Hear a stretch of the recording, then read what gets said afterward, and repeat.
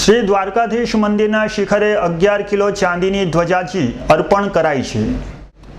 શ્રી કૃષ્ણની કર્મભૂમિ એવા શ્રી દ્વારકાધીશ મંદિરના શિખર પર ભાવનગર જિલ્લાના તળાજા નજીક નવા સાંગણા ગામના સુપ્રસિદ્ધ અંબિકા આશ્રમ દ્વારા 11 કિલોગ્રામના નૂતન ધ્વજાજીનું આરોહણ કરાયું હતું। આ ધ્વજાજી પર 50 ગ્રામ સોનાથી ઉપસાવેલ જય શ્રી દ્વારકાધીશના સુવર્ણ અક્ષરોથી સુશોભિત છે। આજ રોજ સંતોની હાજરીમાં ધ્વજાજીનું પૂજન થયા બાદ સાંજે એક રંગદર્શી શોભાયાત્રા શહેરના રાજમાર્ગ પર નીકળી હતી અને દ્વારકાના વિદ્વાન બ્રાહ્મણોના વૈદિક મંત્રોચ્ચાર વિધિ સહજગતના મંદિરના શિખરે નૂતન ધ્વજારોહણ કરાયું હતું। 11 કિલો ને 100 ગ્રામની આ ચાંદીની ધજા છે।